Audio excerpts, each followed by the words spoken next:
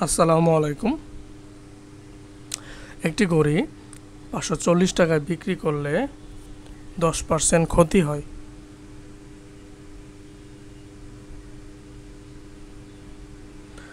ঘড়িটি 660 টাকায় বিক্রি করলে শতকরা কত লাভ বা ক্ষতি হবে তা বের করতে হবে। হ্যাঁ,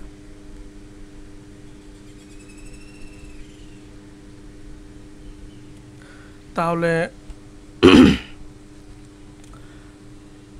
আমরা তো ঘড়িটার ক্রয় মূল্য জানি না, কিন্তু বিক্রয় মূল্য জানি।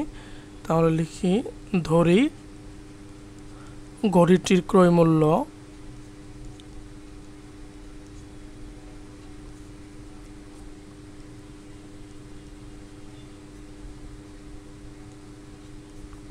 ইকুয়াল 100 টাকা। 10% ক্ষতিতে বিক্রয় মূল্য, 10% ক্ষতিতে বিক্রয় মূল্য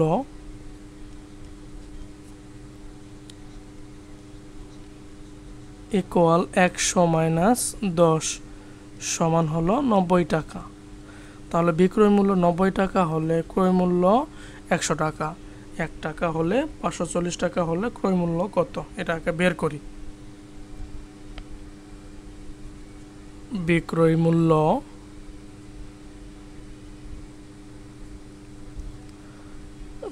টাকা হলে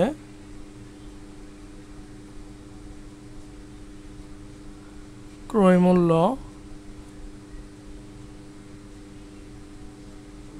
100 টাকা। এখন বিক্রয় মূল্য 540 টাকা হলে ক্রয় মূল্য সমান 100 ডিভাইডেড বাই 90 ইন্টু 540।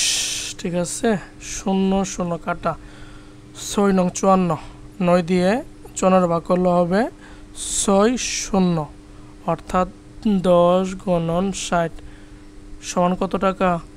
600 টাকা। আমরা পেয়ে গেলাম ঘড়িটি 600 টাকায় কিনা হয়েছিল। ঠিক আছে, এখন পরের ধাপ আসি। ঘড়িটি আবার 660 টাকায় বিক্রি করলে শতকরা কত লাভ বা ক্ষতি হবে? ঠিক আছে, যেহেতু ক্রয় মূল্য পেয়ে গেছি আমরা 660 টাকায়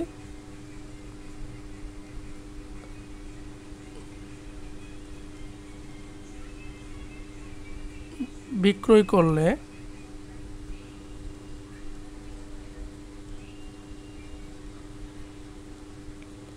লাভ সমান 660 মাইনাস 60 সমান কত টাকা? 660 মাইনাস 600 ইকুয়াল 60 টাকা লাভ হবে। এখন দেখেন 60 টাকা লাভ হইতেছে কত টাকায়? 660 টাকায়, অর্থাৎ না, সরি, 60 টাকা লাভ হইতেছে কত টাকায়? 600 টাকায়। 1 টাকা লাভ হইতেছে 540 টাকা। এটাই আমাদের বের করতে হবে। ঠিক না, 540 না, 100 টাকা যেহেতু শতকরা বলছে, তাহলে আমরা লিখব 600 টাকায় লাভ হয়, উল্টা পাল্টা লাগে যায় না, 600 টাকায় লাভ হয় সমান 60 টাকা, যেহেতু সেটার ক্রয় মূল্য 600 টাকা। এখন 1 টাকায় লাভ হয় ইকুয়াল 60 ডিভাইডেড বাই 600 টাকা।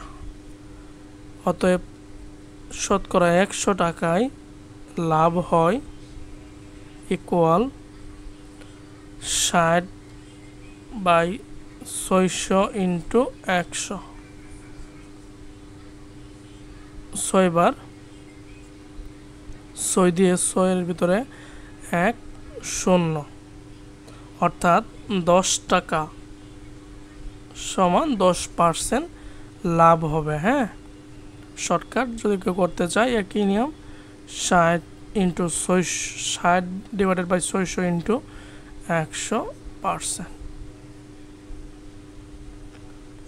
6 যে 10%। ঠিক আছে, আপনার যেটা খুশি করতে পারবেন। আশা করি এটা কারো ঝামেলা নাই।